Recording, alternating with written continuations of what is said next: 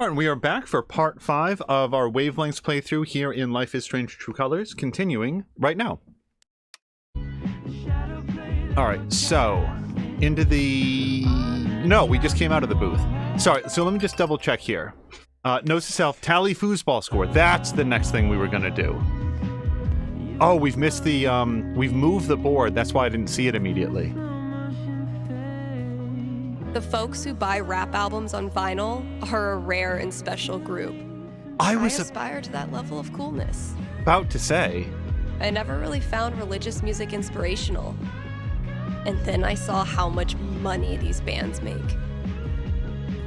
My sweet, precious children, no one will hurt you here.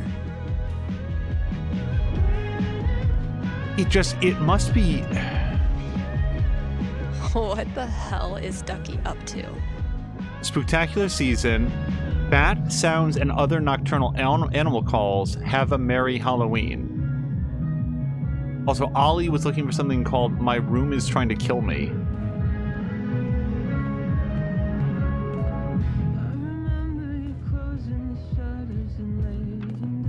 We're gunning for Charlie Brown with this level of decor.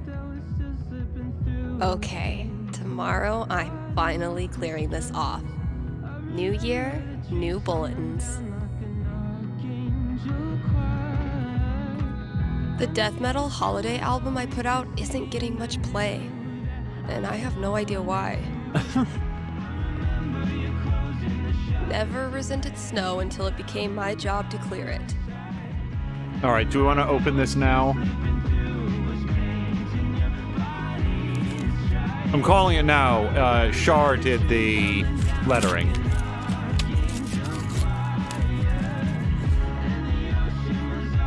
What is it? A fucking scavenger hunt on New Year's Eve. My friends are dorks. Steph, wait, what? Your friends put together a surprise scavenger hunt, and this is the first clue? You must have seriously great friends. Whoever did this makes really weird E's, by the way. Unless that's part of the clue. Steph is witty, bold, and fun, but she's also a great listener. G, C, C, H, and R, L. So that's Gabe Chen, Charlotte, and then who's R, L? I'm so embarrassing. R, L? R, C? No, that's R, L. Who the hell's R, L? Oh, Ryan Lucan. Damn it. Wow. That... Part of it is that, like, I'm thinking in my head, oh, is it... Yeah, I was just looking for Gabe's initials. RL. Alright. We still got Vox Machina. And not the new issues. Although we do appear to have a Grog issue. I don't feel like that was there last time. Wait, Life is Strange. Wait, what? I can't get closer than this. What does the rest of that say? Oh my god, and the thing is, I'd bet almost anything that that's like an Easter egg hint for like what the next game might be. Yeah, no, guys, there's no like first person zoom in. Wait. Okay, there's a super kludgy like right click in, which just centers a head. They said, so he's like killing his own people? What the hell? You guys, wait, what was the clue? Oh, the first clue. Here it is. A fucking scavenger hunt on New Year's Eve. Okay. My friends are dorks. Yeah, listener is going to be the listening station. Right over here. Getting pretty mushy. Even for Gabe. 1 year ago, this brought us together. We were friends in a heartbeat. Heartbeat. So the drum set? Yeah, because she played at the thing, so she must have assembled her drum set now. How does Ducky make all of this stuff while also spending every waking minute of his life at the bar? Maybe time travel. All right. Drum set. Yep, it's over here. Typical Ryan, making triple sure I get it. Ever since you started illuminating the future, your show's been a bright spot in people's lives. You really made Haven shine again. Oh, shit. We'll be there. Hold on, we're coming. And by the way, when I note that there's like a load screen that happens here, I would be willing to bet that there were like engineers working on this to try to eliminate that, and they were not able to. So I'm really not criticizing it. It's just interesting. All right. Yes, insert. Hey, you're on with Steph. Hello, Stephanie. Is this Ducky? Indeed it is. I'm calling with an inquiry about the future. I'm seriously flattered. I'm inquiring about my gentleman's mortality wager.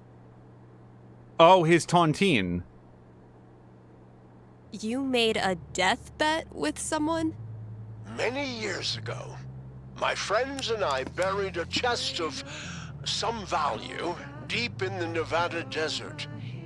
We agreed that the last of us to remain alive would win the right to dig up that chest and claim its contents.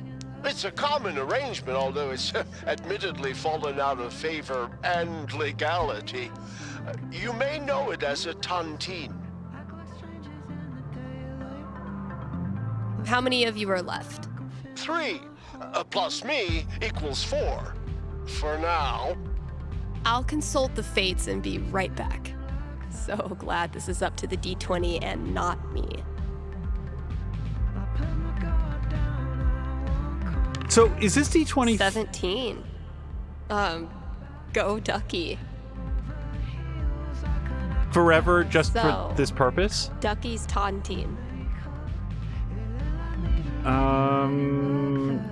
I think, here's the thing, the tontine, as we remember from True Colors, is for like $30. So, Ducky, I'm back. Prognosticate away.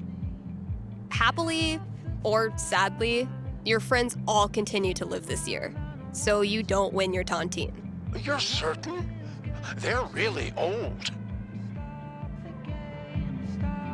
I give this prediction a bronze octagon. It's the highest level of radio psychic certainty known to man. I see. But thinking about your friend's death so much causes you to remember why you were friends with them in the first place. You decide to visit each of them over the year and have a great time reconnecting on a totally tontine-free level. If I cannot be rich in gold, I will be rich in friendship. Thanks for calling, Ducky. and Happy New Year, by the way. So I'm pretty sure that I've put each of these on. So we're just gonna let the thing roll, I think. I know I say this every New Year's, but this was a fucking crazy year. My inner Tyler Durden hates this part of the job, but my inner Billy Mays loves it. All right, and did I? Oh yeah. I'm so sorry that I. Well, it hardly needed to. It's an honor to be chosen as Olivia's elder gay. All right, just reading through. I'm trying to make sure of what's yet to do, but we've done all of our radio booth stuff, unless the phone rings. I've got news for Steph, by the way. Keep looking. Where's that next clue? Somewhere near lights. But apparently not these lights. Not near the salt. Not near the front light windows. Not near the little tree that has no lights on it. I guess it could be next to this light? Oh, merch. If someone told me when I started this random-ass job that we'd get popular enough to sell merch, I would have punched them in the foot. Is that an expression? Hope I've done the old place proud. Grand renaming and reopening. Meet and greet. Protect Against Dr. Blasphemy's album release. Kaja's retirement party. And then... Damn.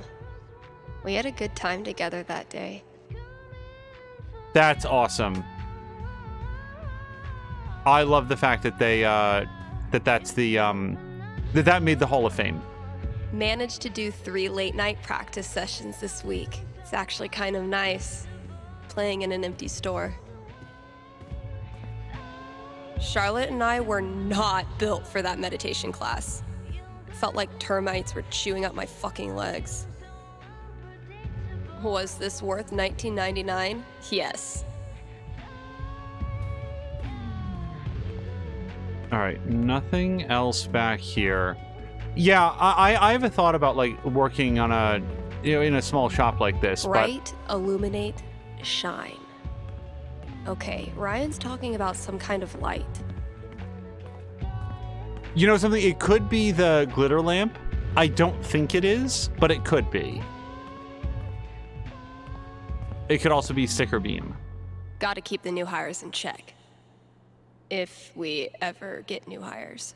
All potential additions to the sticker beam must be submitted to Steph for approval, subject to relative dopeness in comparison to extant stickers. I definitely want to hear her song. I did a bunch of work on my song. I think it's finally finished. I wonder if we're allowed to hear it.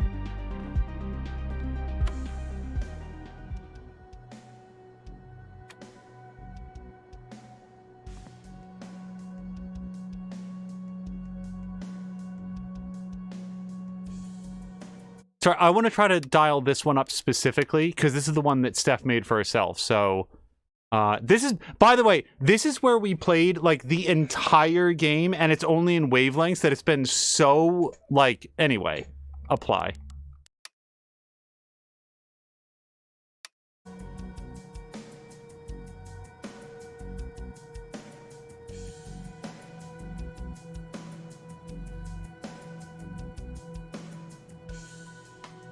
I was afraid this would happen.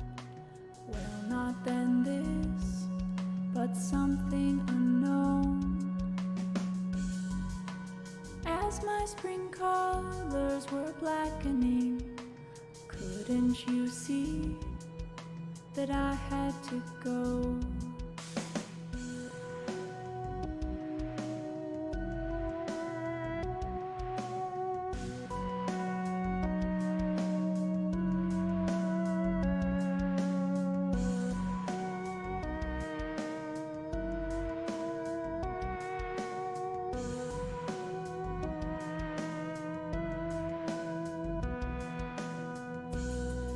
You said that you knew this would happen. Well, not now this, but some sepia pain. I'm not just running, I'm reacting. That's why you can't see that I must remain. It's a long way from home and I'm left in the mountains. Stephanie amputates everything good, and the first thought I catch when I wake is what's left of me. Do I self-suffice in unlikelihood? I'm done with moving forward, but I'll never go back. I've done my best to pull through, but there's still so much slack. Mistakes are piling at my feet. Just push them down into the cracks. It's a long way to travel, it cuts through the mountains. Arcadia abdicates its hold over me. So the first step to catch the path should be in company. Me, I'm with you. Yeah, you're with me. It's a long way to home and it cuts through the mountains. Color desaturates, sunlight subdues, but the first snow to catch the light falls on a precipice. expensive to plan the next move.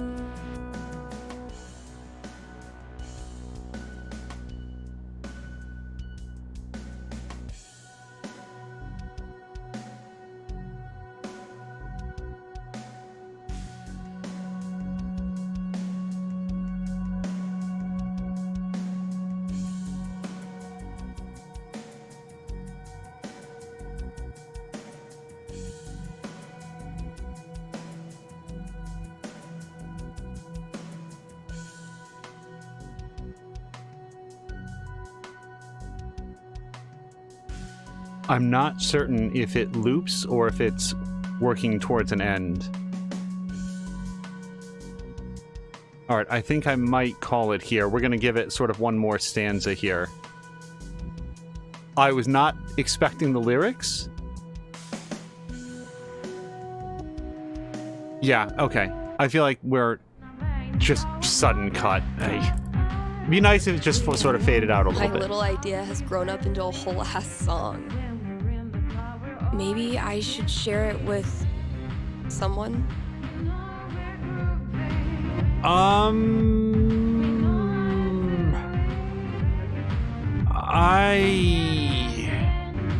mean, I really liked it. Let's send it to Mikey? Let's send it to Mikey, especially with the... Hold on. Also, so let me just adjust because otherwise the sound. Especially the lines about Arcadia's abdicated its hold over me. I feel like that's going to be particularly meaningful for Mikey, who has been through a lot of the same stuff. You know, it's a shared trauma that they have.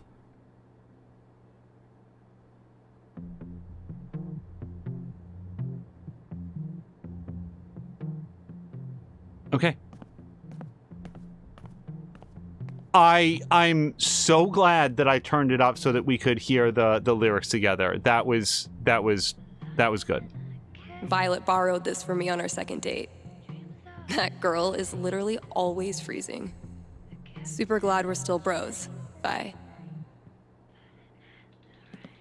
I'm glad Fiona and I reconnected. But really, I was the one who needed to figure out my shit.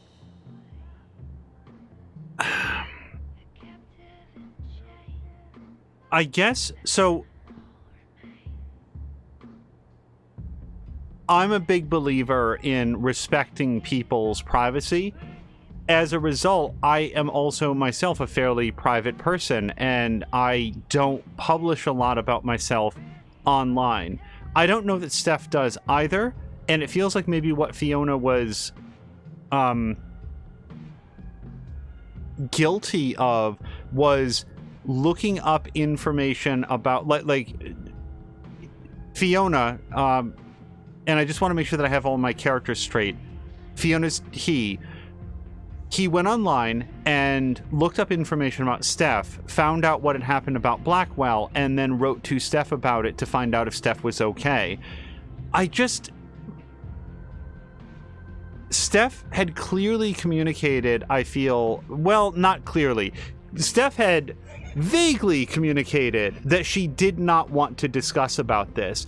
And when Fiona found out what was going on with Steph, the best option for him was probably just to shut up, just not bring it up.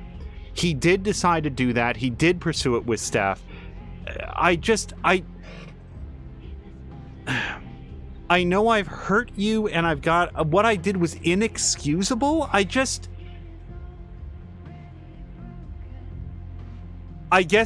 what I should do is I should defer to how Steph feels about it, because even then I didn't really feel like Steph was like, how dare you? I know that was one of the options, but my Steph wasn't. I don't know.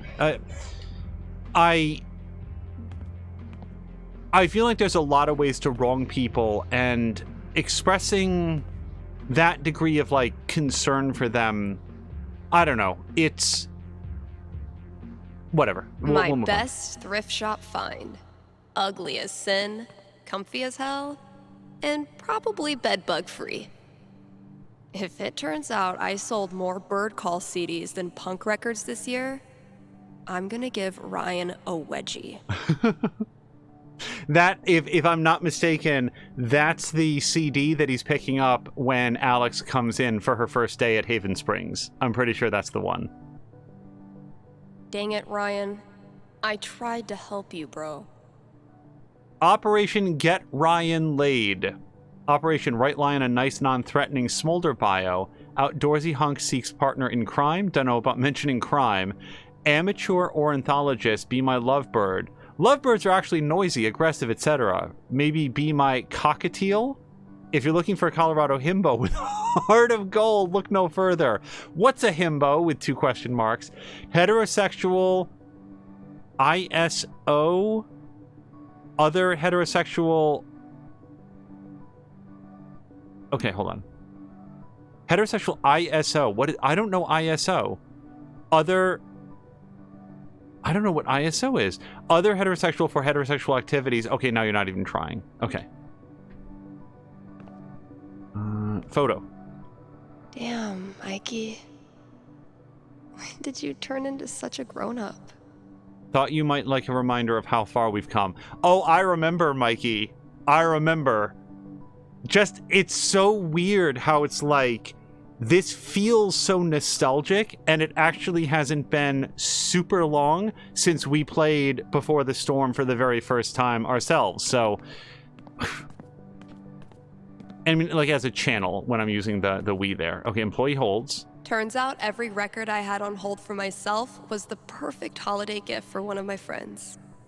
Also, along with the Vox Machina comic books. Yeah, I'm definitely bringing this back for next year.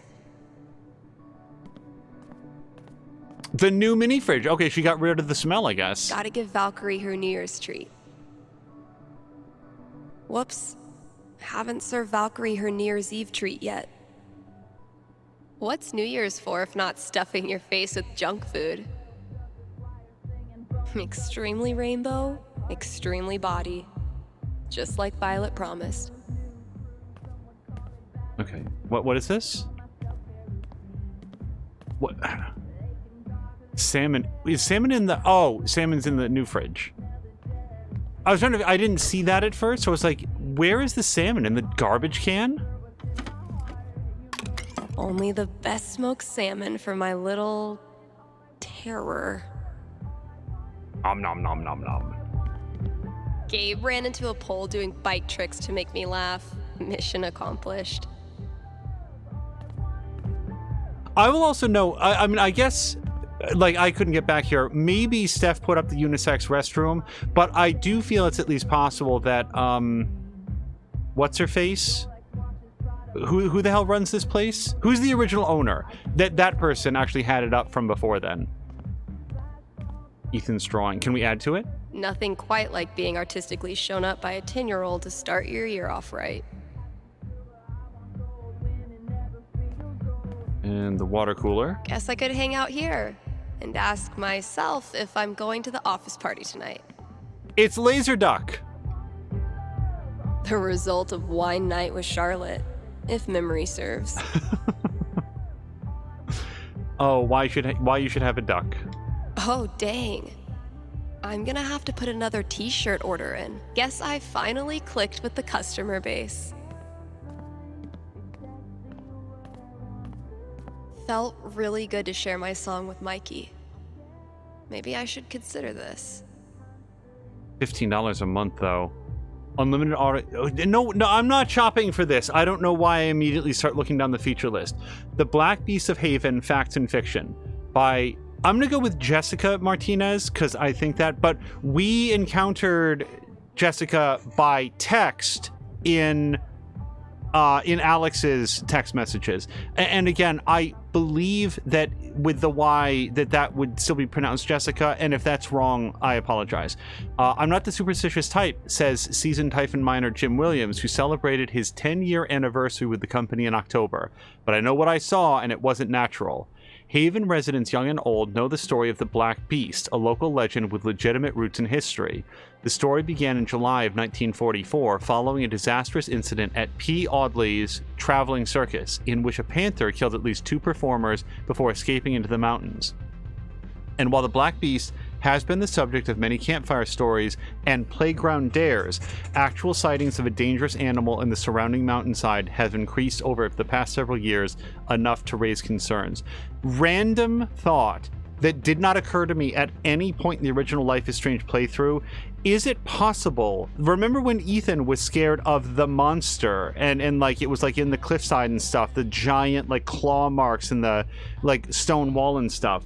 Is it because he heard these stories and that's what sort of got into his head and made him scared? That did not occur to me when we were reading about the Black Beast of Haven at the Spring Fling Festival. Okay, I know that I tend to check a lot of these things multiple times, but that's because I just want to make sure I'm not overlooking something. Well, KRCT's officially got a new logo by yours truly. Yeah, that was one of her doodles that she had there for new logos. Drawing. Which I cannot... Mikey's been sketching his favorite moment of each session. It's freaking great. The executioner priest begins chanting, "Blood to oil, breath to steam. Blood to oil, breath to steam." Elamon readies the bow, but doesn't fire just yet. "We submit this offering unto you, almighty child god Oberon." Fire! Critical hit.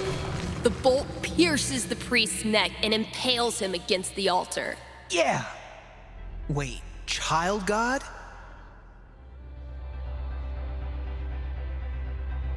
Coming up with crazy nonsense and then seeing Mikey bring it to life will never get old. His name is Oberon. Do not let his youth deceive you. Though he is barely 5 years old here, he has lived hundreds of years in other dimensions. He has ensnared the citizens of New Eden with powerful magic, transforming the once great city into nothing more than a farm of souls for him to feed on. I think it's well past this kid's bedtime. When we started 9 months ago, I never imagined the campaign would be this long, or this fun. To both of those statements, really? You thought it would be shorter but less fun? Because it is nothing less than what I would have expected. Damn, Mikey. Oberon's second in command really tore Elamon up. And he's not even at the cloud chamber above the tower yet. Haze of War for another 2 turns, chest and leg armor broken, Wand of Lost Royalty also broken, no summoning. Use the Amulet of Holly's Grace already. Okay, the final battle, the big bad, minions, level 10 acolytes, void hounds, traps, sigil of petrification, spring blades, and mist of withering. Ooh, mist of withering sounds great. Mist of withering, I love that. Looking down from 100 stories above the city, you see thousands, if not millions, of thin blue strands stretching from just above your head to the city below. You know, I'm beginning to think that mayor wasn't being entirely truthful. This is the Soul Web, an entire city strung together in eternal captivity, and you stand right at the center of it. Cool.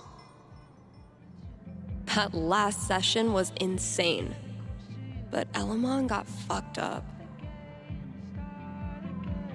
I'm worried he won't survive his final battle against the child god Oberon.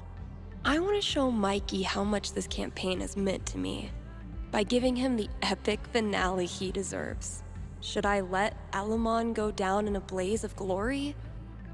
Or should I nerf the baddie and give him more of a fighting chance? Gotta keep looking. Where's that next clue? Hold on. So, should I let him go down? Okay, so in the real world, you'd only be talking about likelihoods. Is it likely that, Elamon is likely to die? Do I want to make it less likely that he'd die? In this video game, though, we're not selecting that. We're selecting whether or not Elamon dies or not. Here's the thing. If Steph pulls her punches, I feel like Mikey is going to know Steph well enough and know the game well enough to understand that that's Bright, what's happening. Illuminate, shine. Take a breath. there, Steph. I don't want Elamon to die, but if Steph crafts the right sort of death for him so that he dies accomplishing his objective and eliminates the soul web or whatever, I feel like that is a fantastic end to this campaign that accurately communicates what it's meant to Steph. It's not about killing the player character. It's about having the player reach the end that they've earned through a combination of their decisions, their luck, and their engagement with the story. Losing a player character can be very disappointing, but not being in danger of losing because the GM, the referee, is like calling things in your favor when they shouldn't, that's not satisfying. It's not true to the experience. So let's take a look here. Ryan's talking about some kind of light. Alberon's second in command really tore Elamon up. And he's not even at the cloud chamber above the tower yet. Wait, crush Elamon? Give Elamon a chance. Well, then that undoes everything that I just said, because crush Elamon, no, it's not about, like, murdering your players. Like, they should always have a chance. Here's the thing, the players should always have a chance. It's not fun otherwise. Like, anyway, we're gonna give Elamon a chance. It wouldn't be fun if Alberon just steamrolled Mikey. I can level the playing field a bit. Yeah.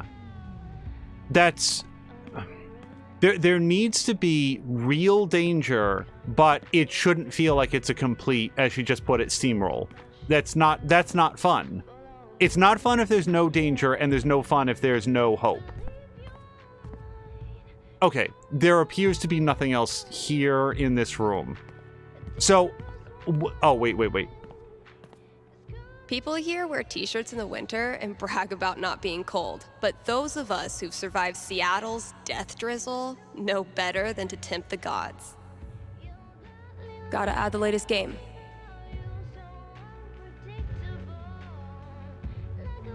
Definitely a worthy match to close out the year.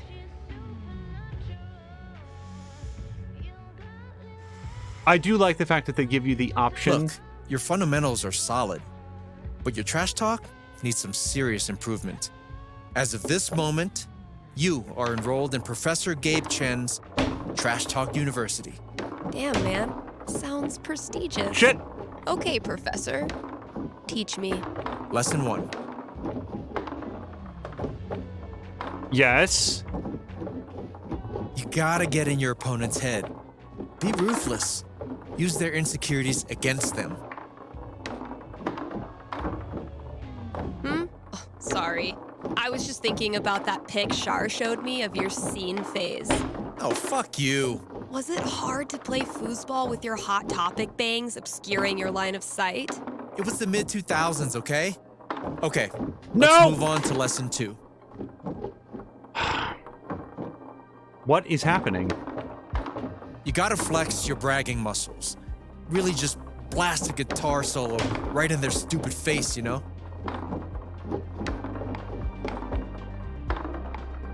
Oh, you know a lot about blasting guitar solos, do you, Gabe? I know my way around a guitar. Sure you do, bud. Hey, God damn it. How many instruments do you play? You want to jam after this? Show me your skills. Yeah, you'd like that, wouldn't you? Lesson 3. No! Okay. When all else fails, schoolyard insults are your best friends. Hold on. I'm Gabe. When all else fails... What? Oh yeah? Well, I'm Steph. I wish I wasn't so bad at foosball, gay stuff, tabletop games. What the hell? Gay I'm stuff? Gabe. Dad joke. Dad joke. Sudden and unexpected insight into your most private thoughts and feelings. Wow, that was a really Did power I hit. Boom! Thanks for the lesson, Professor. How'd I do? I've taught you all I can. The student has become the master. Should old acquaintance be forgot?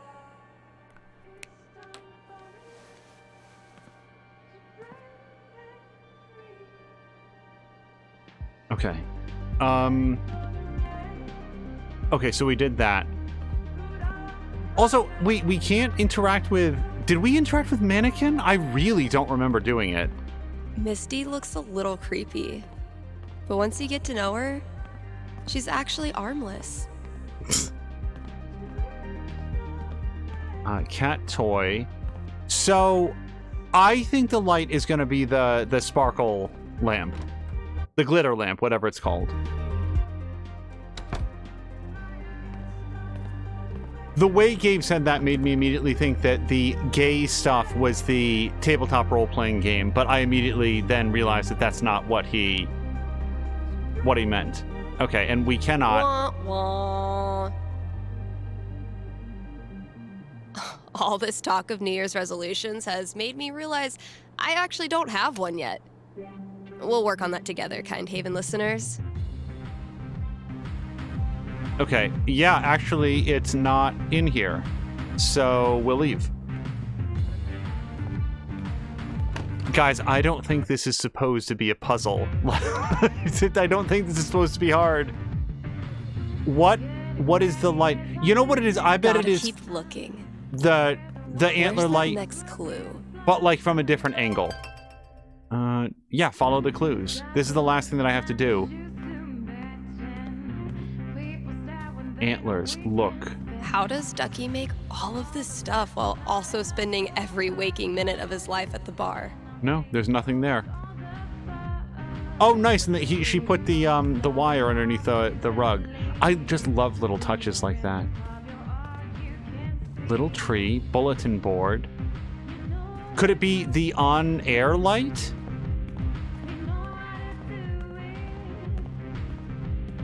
I don't see anything up there. Bright, illuminate, shine. Okay, Ryan's talking about some kind of light. This really should not be difficult. Here's a light. I can't seem to interact with it. Drums. That's the third clue.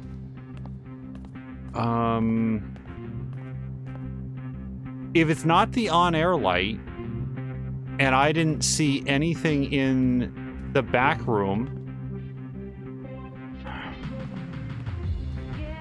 Listening station.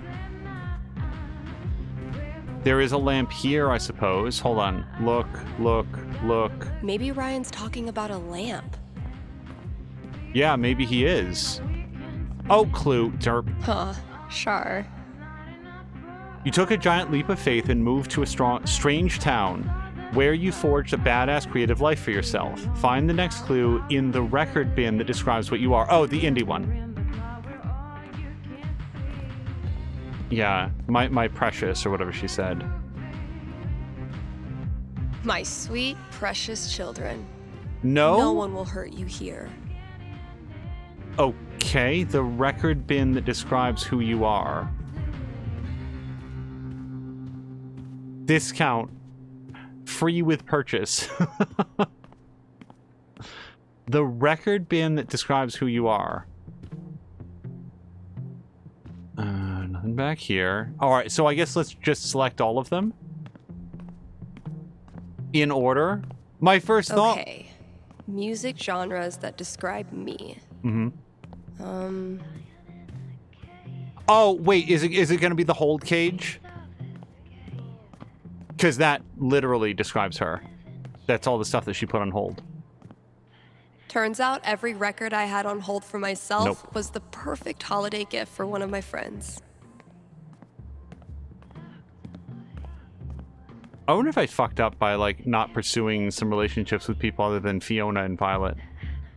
Okay, so let's take a look at some of these other music genres. What? Thanks Good for effort, Ethan. Thanks for selling comics. That's what I call awesome. Parentheses, switchboard. Also, the answer was inspirational. I really, you know, I appreciate the thought, but I do feel like Steph is much more described by Indy. And I don't just mean the music. So the switchboard, that's back here, right? That is in the booth?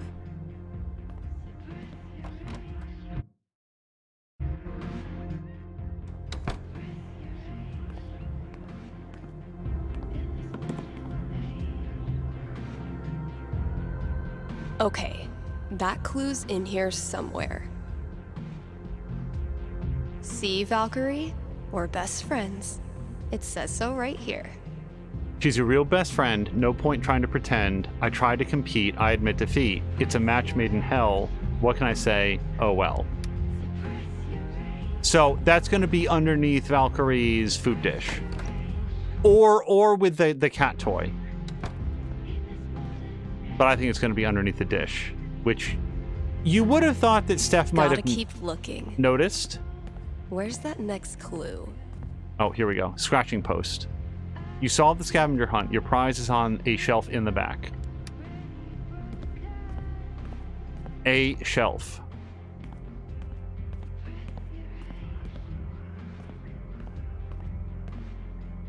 I keep going to the employee holds. Photo. Thank you note? Did we read... God damn it. Did we read thank you note? Sorry, Riley, but that horse had to go. Oh, the carousel horse. Dear Steph, thank you so much for the delightful vintage carousel horse. I think it's just the loveliest thing. Riley says it's creepy and keeps taking it out of the shop, but we'll see which of us has the last laugh. I know it's like fiberglass, but it's still got to be pretty heavy. Who... She's just like carting it out by herself? Because I'm just saying I don't feel like I could move that thing. It's gonna be pretty heavy and very bulky. Snacks, bottle opener, new mini fridge, laptop, a shelf in the back. I think we found it. Holy shit. This is rad. Whoever sits here does so by the beneficence of Steph Gingrich, Black Lantern, regular and staple of the Haven community, and must yield their place to her upon request. You wonderful bunch of absolute geeks. Steph, the time has come for me to formally release you from your foosball oath, or if or when you are ready to leave Haven, I won't throw a fit, I promise. On the other hand, though, maybe you've seen the little plaque screwed onto some of the bar stools at fine old taverns and such. Those seats are reserved for members of the community who, no matter how far they stray or how long they stay gone, will always have a spot at the bar when they return. Well, you're one of them now. You earned it. Thanks for a great year. We love you, man. Gabe, Ryan, Charlotte, P.S. Swing by tomorrow and claim your stool. And it's got to be the one in the front window right next to the jukebox, because that's where she always sat. Better look at my notebook and decide how I want to set up this final battle. Okay. My notebook. Well, I've already done this, though, I feel like. Alberon's second in command really tore Elamon up. Still a battle worthy of Elamon. Okay, so we've crossed off the Sigil of Petrification and the Mist of Withering. The Mist of Withering sound pretty badass, though. Alright, so... that's it.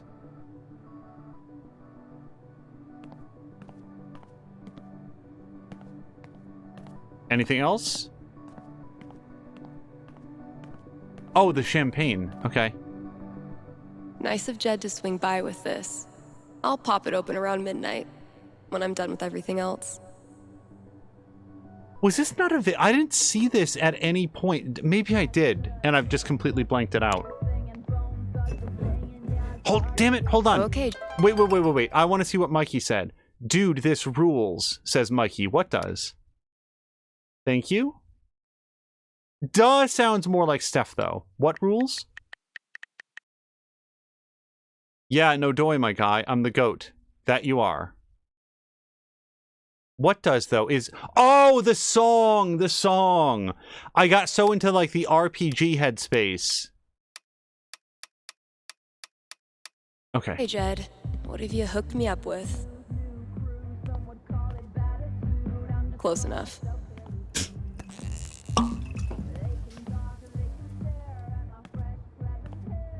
Crack the soundproofing window. It's not really soundproof, but whatever. But yeah, I guess it sort of is. It certainly sounded dampening. Happy New Year, Valkyrie! Wherever you are.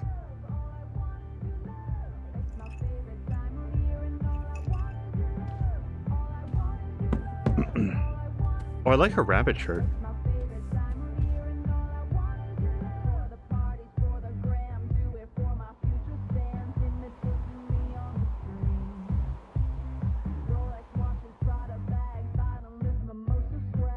All right.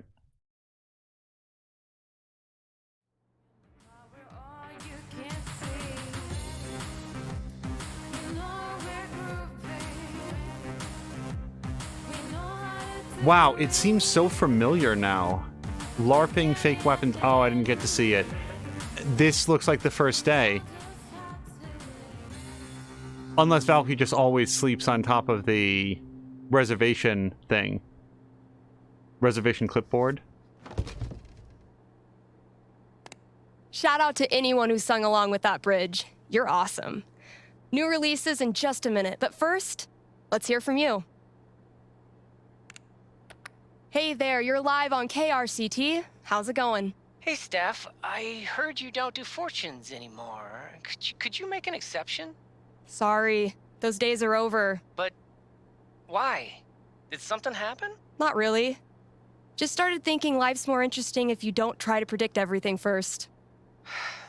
It's such a tiny question. All I want to know is which friend should I... The taller one. Thanks for calling. Question from Rochelle in Colorado Springs. How's Valkyrie doing? Val let me pet her the other day, and then she bit me more gently than usual. We're definitely getting somewhere. All right, here's a new release from The Wednesday. Let me know what you think. Oh, look at that. Looking up radio DJ jobs in Seattle. So, I have a suspicion on how this scene is going to end, but we'll have to find out. I guess I didn't, when we started Wavelengths, I just didn't realize how different it looked. But this is the dance she was doing.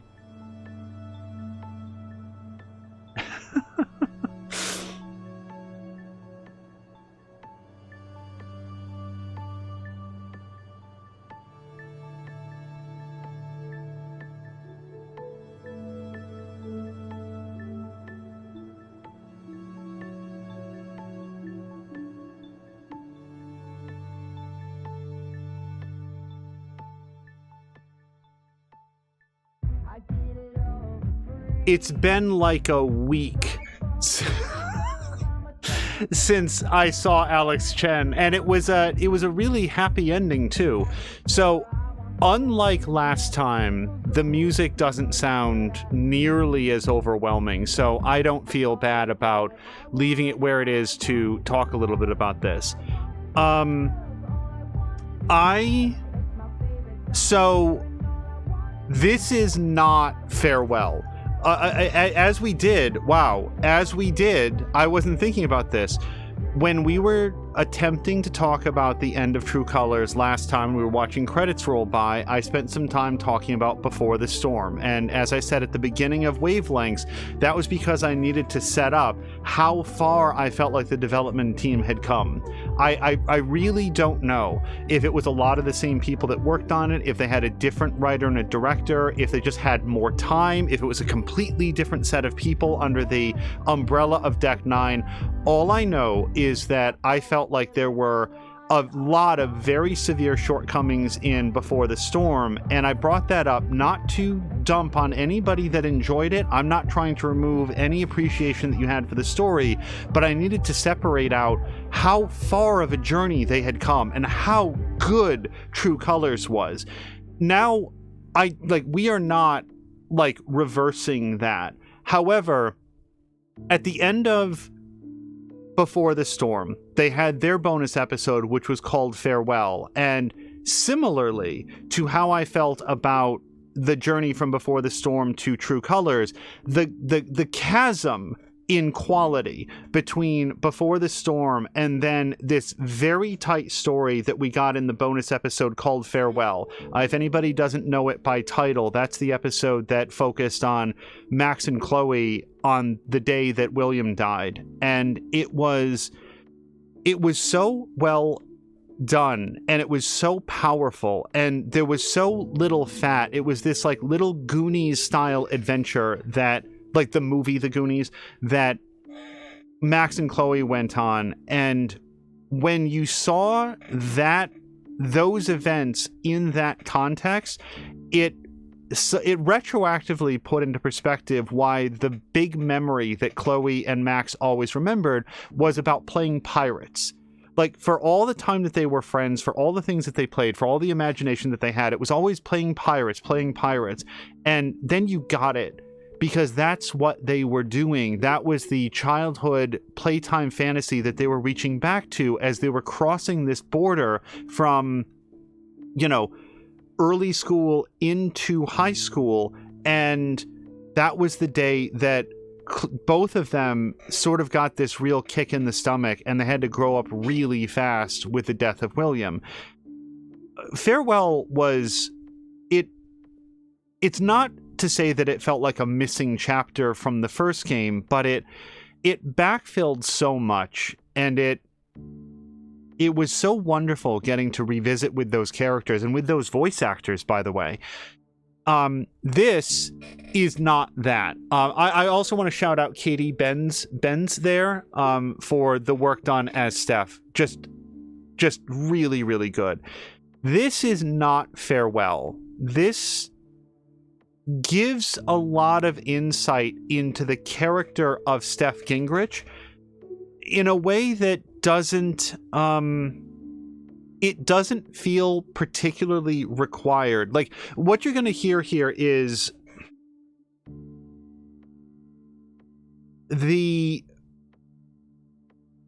it feels a little disappointing to me. And I want to talk through what my immediate reaction is and then why I think that it was done. It feels disappointing that in this piece, what we got was a lot of time with Steph and no real time with anybody else. When it was called Steph's Story, what I naturally would have assumed was the idea that this was going to be maybe the story. Here's what I thought it was going to be, based on how it's listed in the menu as Steph's Story. Steph coming in to Haven Point, arriving here like, oh, hey, I'm Gabe. Yeah, I'm Steph, and this is Izzy, and we're here to play that show. And they play the show, and then maybe that conversation, that decision that Steph makes that she's going to stay, that we would have gotten some more backstory on that. And it would have been an opportunity to see Gabe and Charlotte and Ethan and Ryan and Jed back before the events, see how Steph had integrated into it. And maybe that would have felt a little bit too much like Alex's first day, but I don't think so, because Steph is a very different person. She brings with her a very different vibe, and she was arriving in Haven Springs under very different circumstances. And I was looking forward to getting to meet Izzy. I talked about this a lot in the main game. Unlike so many other characters that we hear about but don't see, like Tabitha, for example, Ducky's wife, Izzy, there was just something about Izzy that felt very, very present. It felt important. Sorry. She felt important to when I said it, the relationship felt very important to Steph, and the memory of parting with Izzy to stay here and Izzy choosing not to stay, and that realization between the two of them that this relationship just wasn't specifically what Steph was looking for. It's very painful. It's not hurtful. There wasn't any attempt to make the other person feel bad, I don't think, but Izzy really thought that they had something going, and Steph just realized that for her, she didn't. And I liked getting the insight into Steph. What was striking to me about this is that you don't see Gabe. You don't hang out with Ryan. You don't see Izzy. it's a lot of text messages back and forth and a lot of Steph hanging out in the record store entirely by herself. And here's why I think that that decision might have been made. I feel like for people playing True Colors, it might have come as a surprise that Steph suddenly wanted to leave Haven Springs at the end. I mean, it is just paradise. It's so nice. The people there are great, minus the occasional corporate murder, corporate manslaughter. It is such a nice place, and the people there are so nice. The air is clean, the water is fresh, deer drink out of the stream. It's absolutely wonderful. So why would Steph want to go? And I guess for what this might have been intended to set up is that although Steph was a member of the community and you got to interact with her as Alex, hanging out with Ryan, hanging out with Gabe, the hole that was left when Gabe died, I never really questioned the fact that Steph was herself a transplant, and that Steph, maybe for me it was very helpful that Steph stormed out of the room when Alex lost her cool for a moment, because I just came to understand that Steph was somebody who liked to move around, who would stop at various places and visit, maybe for an extended time, but would always invariably want to see what was over the next hill. That's just part of her makeup. And so I feel like what Wavelengths was intended to communicate was a couple things. Steph still felt apart from the people of Haven Springs, and that this is evidenced in the piece by having her spending all of this time alone, all of these holidays, these important occasions, whether it's Pride Month, whether it's Halloween, whether it's New Year's, Steph is always shown by herself. And this wouldn't have been communicated nearly as well if she was hanging out at the Black Lantern. We know she is doing these things between shifts, but also Haven Springs was a place of a lot of isolation for Steph, and that helps to communicate why she would have wanted to go.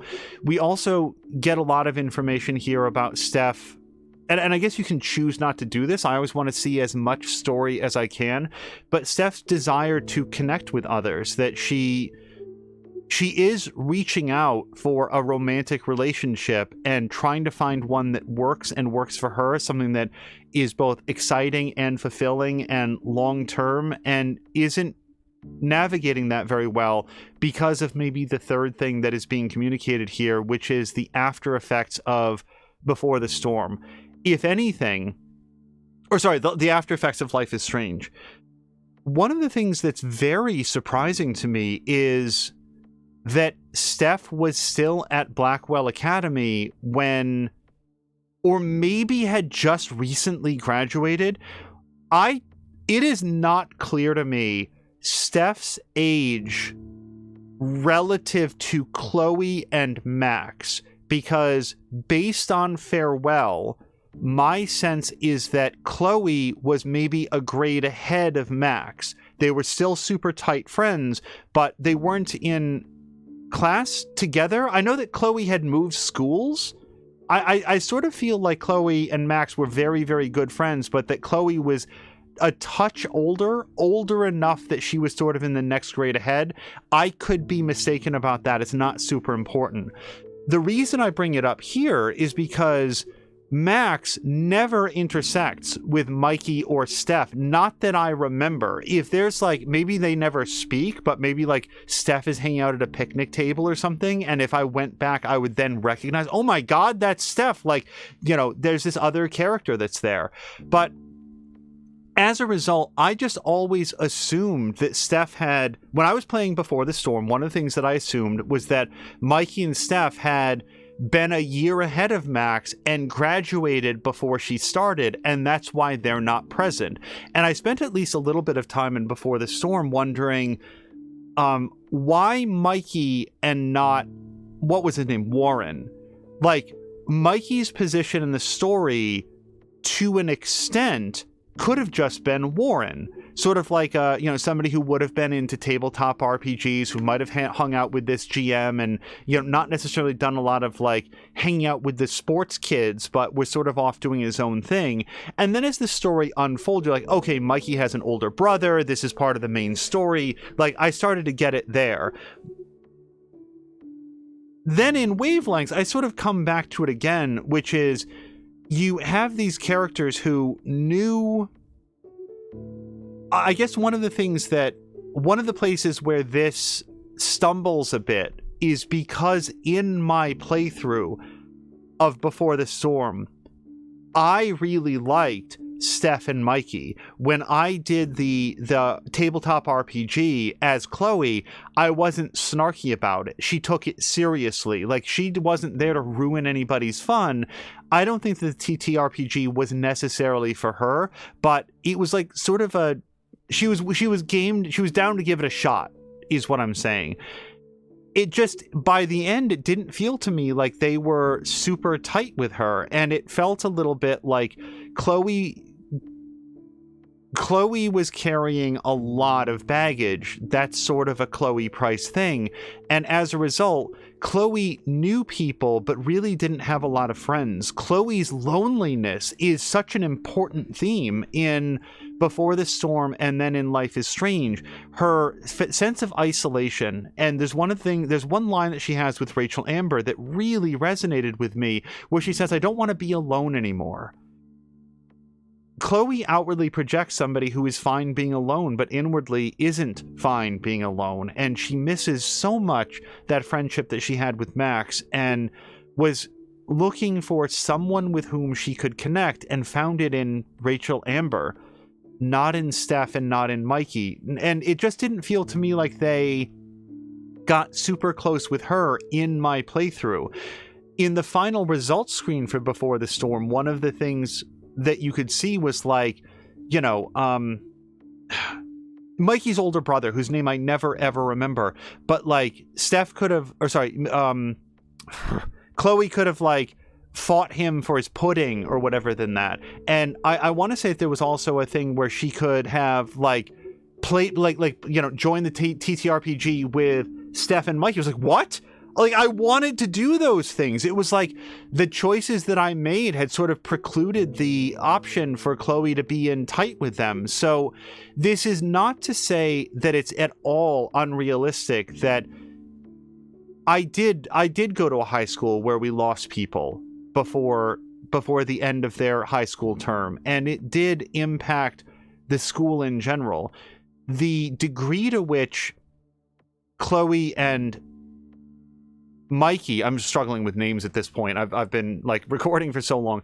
The extent to which Chloe and Mikey felt the loss of Steph and Mikey, the extent to which Steph and Mikey felt the loss of Chloe and Rachel Amber and the arrest of Mr. Jefferson, that, what is this, 4 years on, I think it's 4. They're actively mourning that loss. Is it 5? I think it's 5 years because it's 2018. It's about 4 years. It felt like Chloe was much more important to them than the story that I was exposed to would have communicated. They did know Chloe. Like, it's just, where I'm trying to go with all of this is that this story with Steph and Mikey makes me even more sharply regret the fact that I didn't get Chloe in tighter with them during Before the Storm. And believe me, I really wanted to.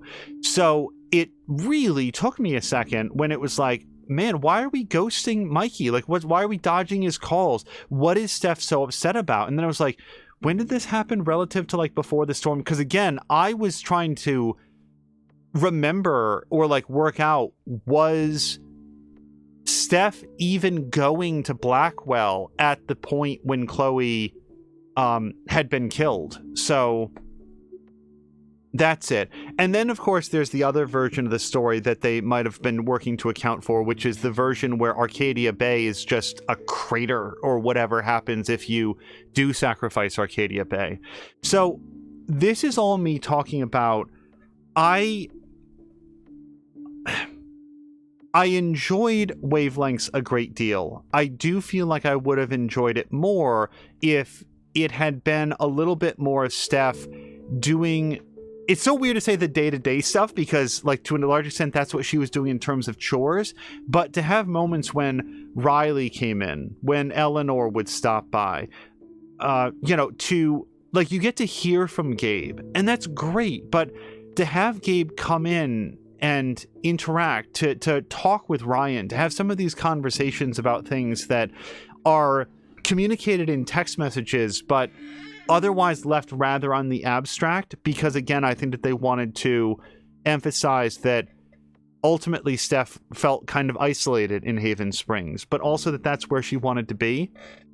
I will say that one thing that it did very well, like super well, it reminded me of the LARPing section, was the way that the space inside the record store changed and evolved to reflect Steph's work there and Steph's own personality. That the record store, whoever, like, who owned it? Kasia. This belonged to Kasia, and the record... the radio station, rather, is like, Steph has a supervisor, but these are hers. They are hers, and they are a full-on reflection of who she is, and as that space evolves over time, it became more than just the place that Steph worked, and increasingly the place where she lived. Not literally, but, like, this was absolutely a place that was very important to Steph, and if anything... Now, make no mistake, I am very glad that I made the decision for Alex and Steph to leave. I thought that the story spun by Ghost Gabe at the end about what Alex's life would be like if she stayed in Haven was absolutely lovely. And if he were talking to me, I would have said, "Don't sell what's already sold, sir. We are already of a mind. I'm here." But for Alex, for reasons that I discussed at the end of True Colors, it was time for her to go, and she wanted to make use of her ability to help people. She was no longer going to be afraid of crowds. She had things on a much tighter control and felt that she could do good out in the world, and now had somebody that she could travel with, that she could see the world with, and that was exciting to her, and it was too much to give up, and also with the knowledge that she could always come back. For Steph, playing through this, if I'd played this first, I'm not sure that I would have been as eager to go, because if I'd played Wavelengths ahead of True Colors, I feel like what I would have come away with was the understanding that Steph has this built-in urge to go, but that she really had found a place here that was hers, that this radio station that we get to visit isn't just, again, the place where she works, but it's an expression of Steph Gingrich as a human, as a person. This is a space that she has carved out that belongs to her. And that brings me to something that I was going to talk about. And I said, well, let's save it to the end. If I were to say something to Steph at this point in her life, it might have been, sometimes people think back on the good old days without necessarily realizing that sometimes they're living in the good old days. I have no idea what life might have been like for Alex and Steph after they left. It seemed really good. I loved the ending where Alex gets that text from Steph, "Go knock him dead," and she goes out. I'm getting emotional now just talking about it. And she just says, "Hi, everyone. I'm Alex Chen." And then it just cuts. It's so good. That was a really good ending, you guys. What I'm thinking now and what I'd wanted to say is that Steph is working a job where she has a huge degree of autonomy, the ability to express her creativity in a variety of ways, from the core of the shop to the artists, to the artistry that she's doing in the back with Ethan. She's got this space set aside for her table. She's got this separate mini fridge that she's found, this chair that she picked up from the thrift store, the mannequin that's dressed up like a witch. Here's a totally random story that I've never shared, that there would, just because there's no real reason to. I worked for a great many years at a small local shop where it was that sort of space. Now, for clarity, I'm just not very like decoratively minded, so I didn't put up a lot, but we like, in order to demonstrate like a printer at one point, I printed off like a really nice picture of a cat that I had at the time and put that up as sort of like an expression. So like there was this picture of my cat that was up there, and there was like a comic strip that I really liked, so we put that up, and I actually got a picture as a gift that was framed, and I wound up putting that just it wasn't even like a customer. It was like another place where I was a customer. They had taken this photograph and thought enough of it to actually have it framed to give me as a gift that went up in the shop. And over the course of, almost 17 years it was. No, it was more than that even. The place slowly, in very small ways, was a reflection of not only me, but the other people that worked there, people who I considered not only co-workers, but really good friends. And not super long ago, that place did wind up permanently closing. It had run its course, and everybody there, including myself, had other jobs, and we were sort of trying to make this work on a part-time basis, and it just wasn't it wasn't something that could be done as a full-time job, because among the rest of us, there just wasn't the bandwidth for it. So it did wind up closing. I'm bringing this up here because one of the sharpest memories that I have of that place is there was this one night, middle of winter, when a big snowstorm was going to roll through. And I was like, it wasn't here yet, but the air sort of had that heavy sense of anticipation that this big weather event was going to roll through, and the next day everything was just going to be different. If you've ever been through a big snowstorm, just the landscape changes, and you go to sleep and then you wake up the next day and everything is new now. And in anticipation of that, for no particular reason, my producer and I hopped in the car and we drove up to this small shop that I just described. We went in well after close. It's like 10:30 at night, and went in there and we watched, of all things, Freddy versus Jason. Why that movie? No idea. It was just something that neither of us had seen, and it was sort of curious. Like we were curious to see it, and we sat there and watched this, I gotta say, not particularly good movie together in this dark retail store as the first flakes of this giant storm started to come down. And by the time that the movie was over and we expressed our extraordinary disappointment in it, we went and pushed the door out, and already enough snow had come down that like we sort of had to like push the snow aside as the door opened. This is a completely random memory of this space where there were some really good times and there were some really irritating times with like troublesome customers or tough work that we were trying to get done, negotiations about rent, or the occasional interpersonal Critical Role in the Dark Horse team for doing those comic book covers, I'm sure.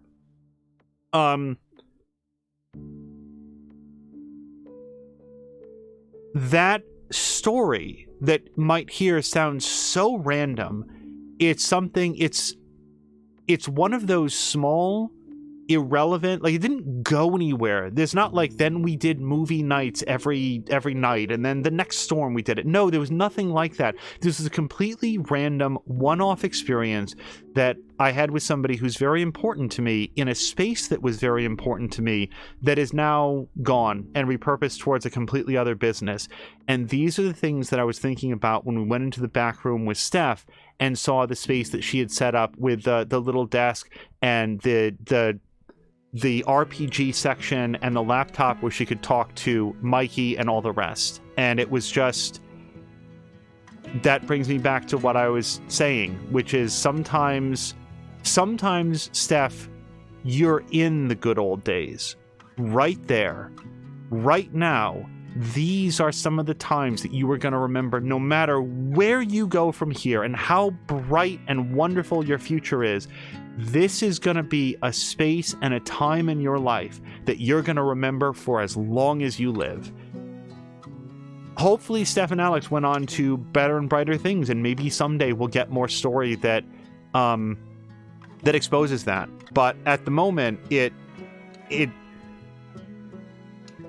it's worth considering for Steph that I hope that she didn't flush away something too quickly, and that she left Haven at a time when she really had rested and recharged. She'd gotten everything out of that safe room, like she expressed to Mikey. And that's it. In a totally weird way, I'm not going to go in and put the volume back up where it was for the whole rest of our playthrough. We do want to keep those modifications and back. And that's it. That is everything in Life is Strange True Colors and everything in the Life is Strange franchise. We are recording this at a point in time when, absent that like comic book series that I think got put out, that's everything that there is. I love the Life is Strange franchise. I love the way that it does storytelling. I love the way that it does game mechanics. There are times when I don't feel like their execution lived up to the potential that they had, which I'm thinking specifically of Before the Storm. But yeah, in retrospect, and I don't want to take a ton of time to sort of like wander back through, I am such a huge fan of the first Life is Strange, and one of the things that I've come to discover is that my appreciation for Life is Strange 2 is, I think, probably a lot higher than most people, because for clarity, when I finished Life is Strange 2, I just want to talk about this for a minute, because I may not have an opportunity for a very long time to ever say something about it again. Life is Strange 2, when I finished that, I was mad. I was angry at the injustice of it all and how much had been lost in an ending that I think was probably one of the better endings, and yet it felt like it felt like there was so much loss in that story. And one of the things that I've realized since finishing it is that was the point of the whole story. There was never going to be a good outcome because everything in the system was stacked so steeply against Daniel and Sean that the best Sean could ever work on was to try to make it through for Daniel's sake. And Life is Strange 2, where Life is Strange 1 felt like a whole game about dealing with grief and the loss of someone who's like the most important person in your entire life. Life is Strange 2 is about being trapped in a system that cannot be changed and cannot be beaten. And the sense of loss and hopelessness and despair that game communicated, those are not, they're unpleasant, but that's by design. It's not, I don't think, a failing in the writing. I feel like it's the central theme of it. And every once in a while, I'll see a game recognized or heralded or discussed as being representative of, I don't think that Empathy Simulator is quite like the thing, but to try to communicate trying to communicate the challenges that people face. And this is an example of someone, Sean Diaz, who is grappling at all points with this, with a system and a society that is simply not going to help him. It's not going to give him anything at all. It takes his father from him. It takes his money from him. It takes his opportunities from him. It takes his schooling from him, his friends. He loses everything. And as hard as I fought against it, those things still happened. And to me, it was extremely effective at communicating life is strange and it's frequently not fair. And I don't know, it took me a while to realize that that's what it had been about, and to really get it, to really understand that that's what it was going for. Life is Strange 2 is not a pleasant game to play, and you don't feel good at the end of it. But instead, I feel like maybe you have a little bit of a window into what it's like to navigate a situation where the best you can possibly do is hold steady.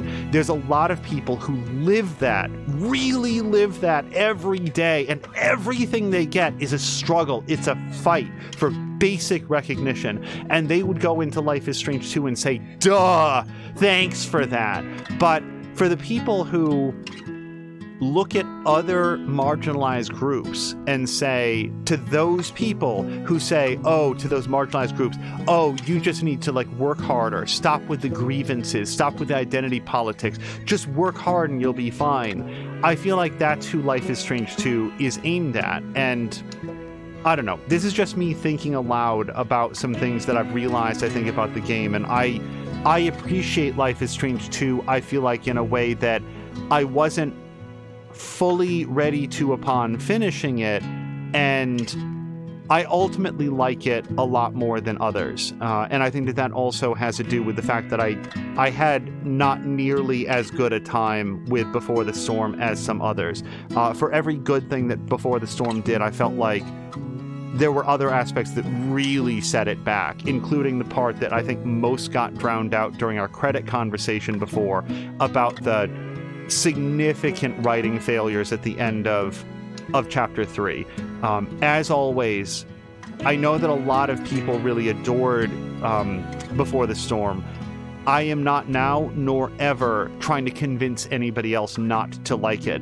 Sometimes it can feel that way when you sort of like revisit a topic, but Before the Storm comes up because it was a Deck 9 game, and here we are at the next Deck 9 game, and True Colors was so good.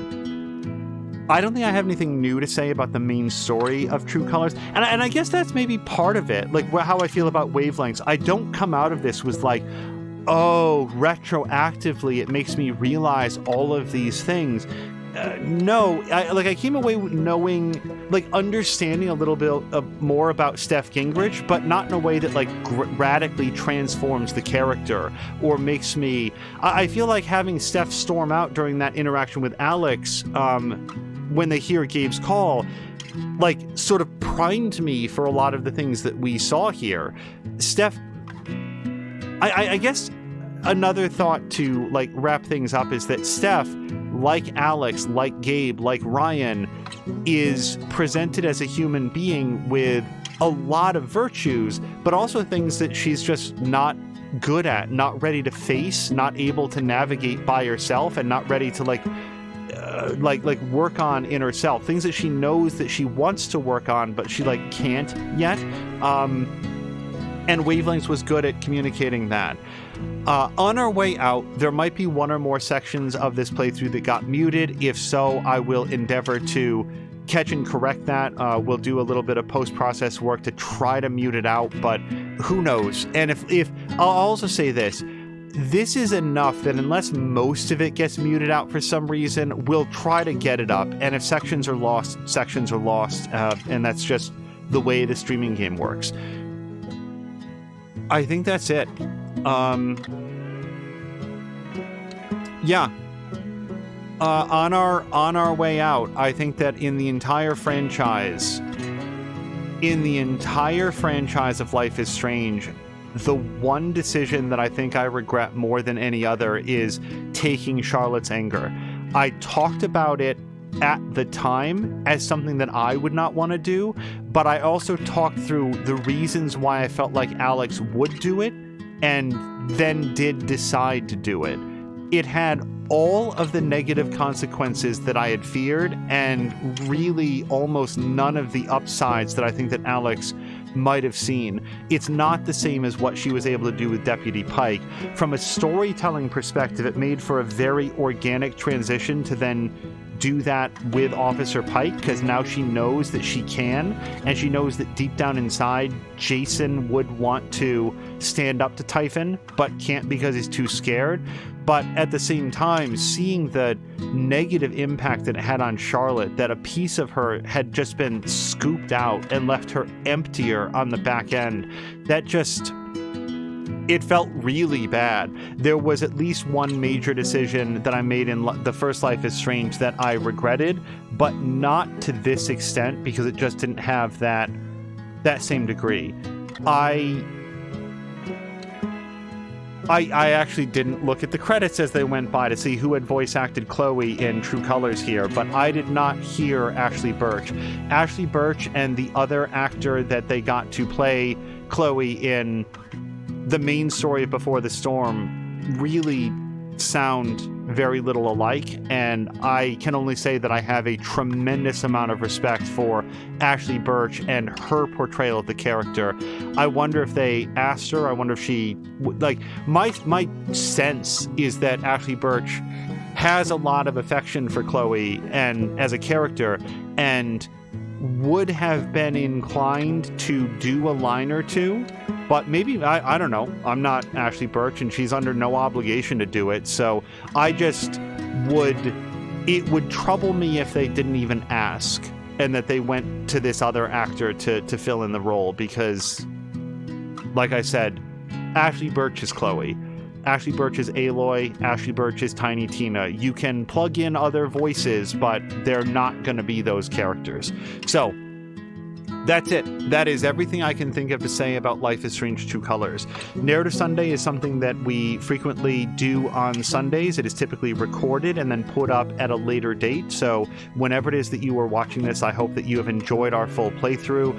And if and when there is another Life is Strange game, you can believe that we'll be there to play it through, because I have a tremendous amount of respect for these developers, and the quality of True Colors has elevated my anticipation for a future Life is Strange to even greater heights. So, yeah, that's it. You guys, thank you so much for joining us on this adventure, and we will see you again in the days and weeks to come for plenty of more streaming. Until next time, thank you so much, and I hope you have a great day.